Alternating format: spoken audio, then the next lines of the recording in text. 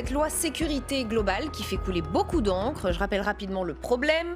L'article 24 interdit de montrer le visage des policiers s'il y a volonté de porter atteinte à son intégrité. Cela a suscité un tollé dans les rédactions de journalistes, mais pas seulement. Face à la polémique, le gouvernement a été obligé de reculer cette fois et de revoir cet article. J'imagine que vous avez un avis sur cette loi qui fait couler tant d'encre depuis des semaines.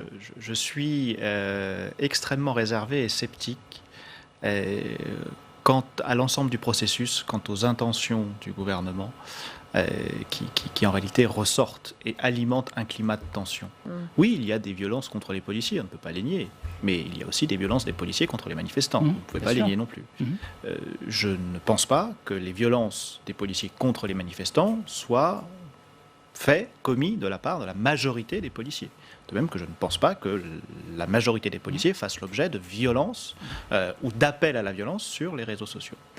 Les violences ou les appels à la violence, à la haine sur les réseaux sociaux, je pense qu'on sera tous d'accord, y compris au sein de l'ensemble des juristes en marche, pour dire qu'on ne peut pas les laisser faire, qu'il faut les condamner et poursuivre leurs auteurs. En revanche, il existe déjà des dispositifs. Peut-être sont-ils insuffisants. De même qu'il existe des dispositifs interdisant la propagation, l'incitation à la haine raciale ou quelque autre forme de haine sur les réseaux sociaux. Ça ne concerne pas que la police. Et là, il y a effectivement une réflexion à avoir, mais qui ne concerne pas que la police. Cet article 24, quelle est sa difficulté, avant même de rentrer dans le débat constitutionnel?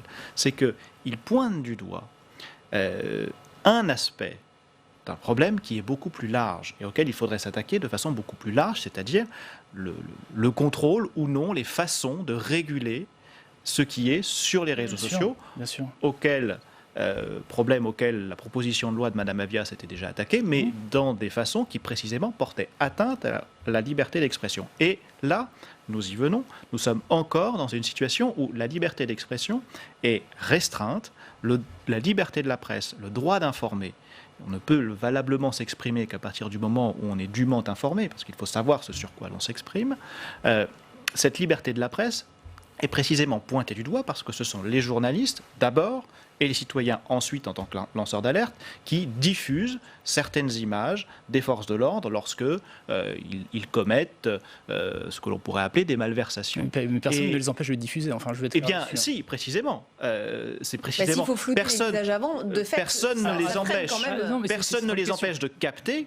La loi ne les empêche pas de capter, mais la loi vise précisément à leur interdire de diffuser s'ils portent atteinte à l'intégrité physique ou psychique. Et là aussi, on en revient sur le débat précédent, la définition de l'intégrité psychique. Parce que, il nous reste une quarantaine de secondes.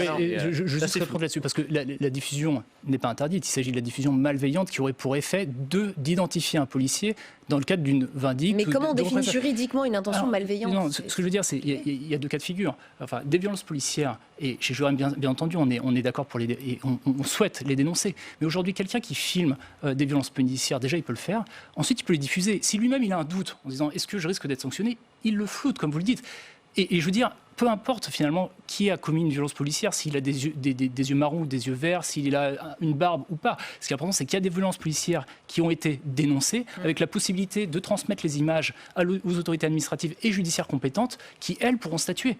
Et pour nous, il nous semble que c'est un juste équilibre. Cette loi risque de créer davantage de problèmes que d'en résoudre, et qu'on le voit bien à travers le débat que l'on a, et surtout, elle entretient ce climat de tension vis-à-vis des forces de l'ordre, les incitant à interdire précisément cette captation. Et c'est un débat passionnant, je vous promets qu'on le réorganisera parce que le texte arrivera au Sénat.